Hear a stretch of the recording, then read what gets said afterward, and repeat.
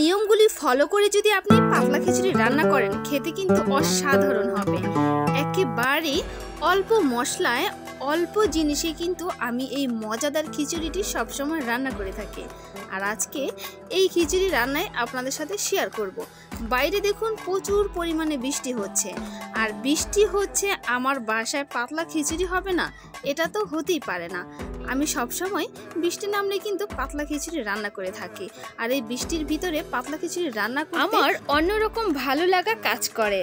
আর এই বৃষ্টির দিনে সবাই কেন পাতলা খিচুড়ি খেতে চায় এটা অবশ্যই আপনাদের জানা থাকলে কমেন্ট বক্সে জানিয়ে যাবেন। অল্প মশলায় বেশি স্বাদের রেসিপি মানে আমার রেসিপি। অনেকে কিন্তু কারি কারি মশলা ব্যবহার করে কিন্তু তার রান্নাটা মজা হয় না, তবে রান্নার প্রসেস জানা থাকতে হবে। আশা করি আমার আজকের ভিডিও আপনাদের অনেক ভালো লাগবে। একটা লাইক দিয়ে ভিডিওটি কন্টিনিউ করুন। আজকে কিন্তু দুপুরের রান্না থেকে ব্লগটা শুরু করেছি, তো আশা করি আপনাদের অনেক অনেক অনেক ভালো লাগবে। তো প্রথমে আমার লাগবে খিচুড়ি রান্না করার জন্য ডাল, তবে আজ কিন্তু আমি একেবারে কম দামি ডাল ব্যবহার করব। এটা হচ্ছে অ্যাঙ্কার ডাল। যাদের টাকা বেশি আছে তারা অবশ্যই বুটের ডাল ব্যবহার করবেন, তবে আমি 1 কেজি পরিমাণ অ্যাঙ্কার ডাল কিন্তু অনেকক্ষণ ভিজিয়ে রেখেছি, তারপরে সিদ্ধ বসিয়ে দিয়েছি, খুব ভালোভাবে সিদ্ধ করে নিব। এদিকে নিয়ে নিয়েছি গরুর মাংস। গরুর মাংস খুব ছোট ছোট বুটি বুটি করে কেটে নিয়েছি, যেহেতু খিচুড়ির মধ্যে দিব, ছোট হলেই খুব ভালো হবে। এখন আমি এই মশলাগুলো সব দিয়ে কিন্তু এই মাংসটাকে কষিয়ে নিব। আমরা সাধারণত যেভাবে মাংস রান্না করে থাকি গরুর মাংস, সেই সব মশলাগুলো দিয়ে কিন্তু আপনারা মাংসটাকে খুব ভালোভাবে কষিয়ে নেবেন।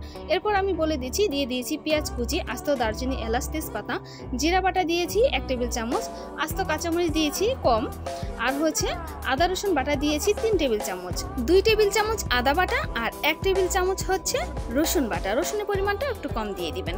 এরপর আমি দিয়ে দিব শুকনো উপকরণ। শুকনো উপকরণের মধ্যে দিয়ে দিচ্ছি হলুদের গুঁড়া, বেশি দিতে হবে না হলুদের গুঁড়া, মরিচের গুঁড়া, জিরার গুঁড়া, কারণ আমরা তো খিচুড়িতে আরও অনেক অনেক মশলা দিব, তাই না? তো এখন আমি 1/2 টেবিল চামচ মরিচের গুঁড়া আর হচ্ছে 1/2 টেবিল চামচ হলুদের গুঁড়া দিয়ে দিলাম। এরপর দিয়ে দিলাম ধনিয়া গুঁড়া হচ্ছে 1/2 টেবিল চামচের থেকে কম। এরপরে এখন আমি দিয়ে দিব তেল। তেলের পরিমাণটা বেশি দিতে হবে না, যেহেতু মাংসের মধ্যে কিন্তু চর্বি সহ নিয়েছি, আমি চর্বি, হাড়, গোশ সব সহ নিয়েছি। স্বাদ মতো লবণ দিয়ে দিয়েছি। তো এখন হচ্ছে তেল দেওয়ার পালা। তেল দিয়ে কিন্তু খুব ভালোভাবে মাংসটাকে কষিয়ে নিতে হবে। তো আমি ডালের ব্যাপারটা বলে দিচ্ছি। ডালগুলো কিন্তু আপনারা কিনে 3-4 ঘন্টা ভিজিয়ে রাখবেন। ভিজিয়ে রাখলে কী হবে, ডালটা ফুলে যাবে আর হচ্ছে সেদ্ধ হতে একেবারেই কম সময় লাগবে। আর নয়তো কিন্তু সাথে সাথে বাজার থেকে কিনে যদি আপনি সেদ্ধ বসিয়ে দেন, তাহলে ওই ডাল সিদ্ধ হতে অনেক সময় লেগে যায়। এ কারণে ভিজিয়ে রাখবেন 3-4 ঘন্টা। প্রয়োজনে যদি আর হাতে সময় থাকে তাহলে বেশি ভিজিয়ে রাখবেন, কোনো সমস্যা নেই। এখন আমি সবগুলো উপকরণ খুব ভালোভাবে কিন্তু মেখে নিচ্ছি। মেখে নিয়ে এই মাংসটাকে আমি হচ্ছে কষিয়ে নিব। দেখুন আমি কিন্তু হলুদের গুঁড়া, মরিচের গুঁড়া বেশি ব্যবহার করিনি, যেহেতু খিচুড়ির মধ্যে দিব। খিচুড়ি যখন আমরা চাল ডাল কষাবো তখনও কিন্তু সেখানে আমরা মশলা ব্যবহার করব, হলুদের গুঁড়া, মরিচের গুঁড়া, তাই কিন্তু আমি কম দিয়ে দিয়েছি। এটা আপনারা কিছু মনে করবেন না, আমি একেবারে বুঝিয়ে বলে দিলাম। এরপরে যেটা ইম্পর্টেন্ট সেটা হচ্ছে খিচুড়ির জন্য চাল আর ডালের পরিমাণটা অবশ্যই বেশি দিতে হবে, পরিমাণটা অবশ্যই ঠিক মতো দিতে হবে। আমি চাল নিয়েছি 1 কেজি পরিমাণ, ভাতের চাল নিয়েছি 1 কেজি, মসুর ডাল দিয়ে দিয়েছি 1 পোয়া, আর হচ্ছে অ্যাঙ্কার ডাল দিয়ে দিব। সিদ্ধ করে নিলাম, সেটা তো দেখতেই পেলেন।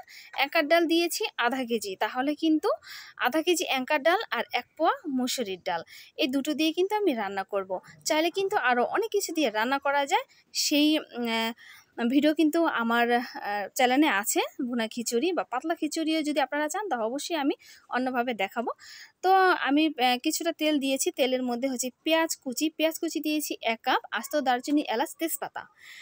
আমি সবসময় কিন্তু তেলের মধ্যে আস্ত দারচিনি, এলাচ, তেজপাতা দিয়ে দিই, একটু ভেজে নেই। এতে কি হয়, এত সুন্দর একটা গরম মশলার একটা ফ্লেভার আসে, খুবই ভালো লাগে। তো আপনারা অবশ্যই এই জিনিসটা করে নেবেন। যখন পেঁয়াজটা ভেজে নেবেন, পেঁয়াজের সাথে সাথে কিন্তু গরম মশলাও দিয়ে দিবেন, খুব ভালোভাবে ভেজে নেবেন। তো ভাজা হয়ে গিয়েছে, এখন আমি দিয়ে দিব মশলা। প্রথমে ব্যবহার করব আমি আদা বাটা। তো আদা বাটা দিয়ে দিব আমি 5 টেবিল চামচ। আপনারা মনে রাখবেন 1 কেজিতে 5 টেবিল চামচ আদা বাটা। এর মধ্যে হচ্ছে 3 টেবিল চামচ হচ্ছে আদা বাটা আর 2 টেবিল চামচ হচ্ছে রসুন বাটা। আমি আরও দিয়ে দিব জিরা বাটা। তো জিরা বাটা দিয়ে দিলাম কিন্তু 1 টেবিল চামচ। আমি কিন্তু এর মধ্যে মানে রান্নার মধ্যে কিন্তু একটা মশলা ব্যবহার করব, সেই মশলাটা একেবারেই মধ্য দিকে ব্যবহার করব। অবশ্যই লাইক দিয়ে ভিডিওটি কন্টিনিউ করবেন, তাহলে কিন্তু জানতে পারবেন। আর ওই মশলাটার কারণে কিন্তু খিচুড়িটা অসাধারণ হবে বা খিচুড়ির স্বাদ কিন্তু দ্বিগুণ বেড়ে যাবে। তো এখন আমি এই মশলাগুলোকে খুব ভালোভাবে কষিয়ে নিচ্ছি। অবশ্যই মশলা খুব ভালোভাবে কষিয়ে নিতে হবে। তো এখন আমি আরও মশলা ব্যবহার করব, গুঁড়ো মশলা। তো প্রথমে দিয়ে দিলাম আমি লবণটা পরিমাণ মতো দিয়ে দিবেন, পরে আবার চেক করে দিবেন। প্রথমে বেশি দেওয়ার কোনো দরকার নেই, এতে সমস্যা হতে পারে। বেশি হলে কিন্তু খাবার টেস্ট অন্যরকম হয়ে যায়। এখন দিয়ে দিচ্ছি আমি হলুদের গুঁড়া দিয়ে দিলাম কিন্তু আমি 1.5 টেবিল চামচ। এরপরে মরিচের গুঁড়া দিয়ে দিব কিন্তু আমি 2 টেবিল চামচ। আমি হাতে করে দিয়ে দিচ্ছি, অনেকের কিন্তু চামচ বা কাপ কিছুই থাকে না, তারা হাতে আইডিয়া করে দিয়ে দিবেন। এরপরে দিয়ে দিচ্ছি আমি 1/2 টেবিল চামচ হচ্ছে ধনিয়া গুঁড়া। যেহেতু আমি ধনিয়া পাতা ব্যবহার করব না, তাই আমি ধনিয়া গুঁড়াটা দিয়ে দিলাম। এরপর কিছুটা পানি দিয়ে মশলাটা ভালোভাবে কষিয়ে নিতে হবে। তো মশলা যত ভালোভাবে কষিয়ে নেবেন আপনার রান্না কিন্তু তত মজা হবে। অনেকে কী করে মশলা ভালোভাবে কষায় না, তখন কিন্তু তার সেই রান্না থেকে কিন্তু কাঁচা কাঁচা গন্ধ আসে, মশলার গন্ধ আসে, খেতে ভালো লাগে না। তো মশলা খুব ভালোভাবে কষিয়ে নিতে হবে। মশলাটা খুব ভালোভাবে কষিয়ে নেওয়া হয়ে গিয়েছে, সেটা কীভাবে বুঝবেন? আপনার মশলার থেকে যখন তেলটা উপরে ভেসে উঠবে বা তেল ছেড়ে দিবে, তখন বুঝে নিতে হবে যে মশলাটা কষানো হয়ে গিয়েছে। আর মশলার কালারটা কিন্তু অন্যরকম হয়ে যায় যখন আপনার মশলাটা কষানো হয়ে যায়। আমার মশলাটা কিন্তু খুব ভালোভাবে কষিয়ে নেওয়া হয়ে গিয়েছে। এরপরে আমি সেই চাল আর ডাল খুব ভালোভাবে ধুয়ে পরিষ্কার করে পানি ঝরিয়ে এরপর হচ্ছে মশলার মধ্যে দিয়ে দিলাম। এখন আমার কাজ হচ্ছে এই মশলার সাথে চালগুলোকে খুব ভালোভাবে কয়েক মিনিট ভেজে নিতে হবে। কম করে হলেও 5 থেকে 7 মিনিট এই চালগুলো ভেজে নিতে হবে। এর মধ্যে যে পানি আছে, পানিগুলো শুকিয়ে চালগুলো যখন ভাজা হয়ে যাবে, এরপর হচ্ছে আমার বাকি উপকরণগুলো দিতে হবে। তো এই প্রসেসগুলো ফলো করে যদি আপনি খিচুড়ি রান্না করেন, পাতলা খিচুড়ি, আশা করি আপনার পরিবারের সবাই আপনাকে একেবারেই খিচুড়ি রান্নার একেবারে পারফেক্ট একজন রাঁধুনি মনে করবে। এটা কিন্তু আপনি একেবারে নিশ্চিন্তে থাকতে পারেন, ভীষণ মজা হয় এইভাবে। তো আমি হচ্ছে আরও কিছু এর ভিতরে ব্যবহার করে অন্যভাবে একটা খিচুড়ি রান্না করি, সেটা হচ্ছে রেস্টুরেন্ট স্টাইলের। এত ভালো লাগে ওই খিচুড়িটা, তো অবশ্যই সেটাও একদিন আপনাদের সাথে শেয়ার করব।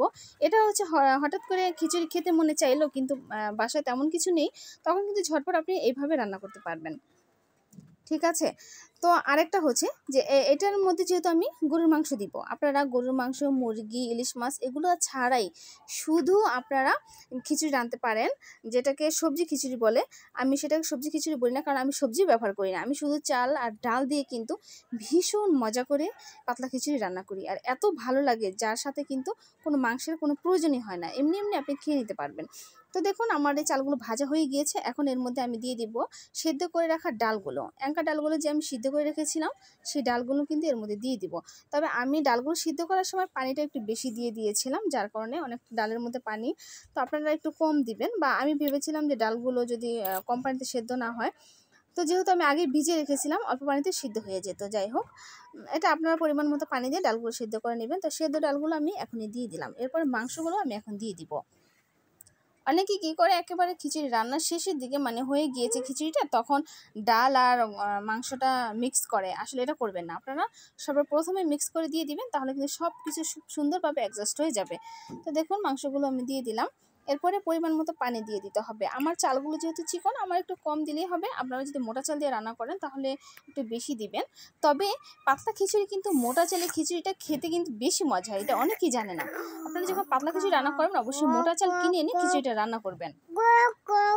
বেবি চুপ করো। এরপরে হচ্ছে আমি পানি দিয়ে দিব পরিমাণ মতো।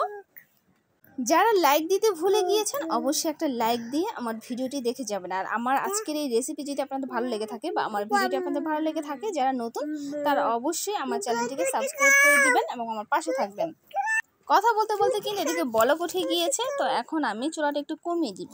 তো দেখুন এখনও কিন্তু চালগুলো আস্ত রয়ে গিয়েছে। যখন এই চালগুলো একেবারে গলে যাবে, খিচুড়িটা একদম আঠালো আঠালো ভাব হয়ে যাবে, তখন বুঝে নিতে হবে যে খিচুড়িটা হয়ে গিয়েছে।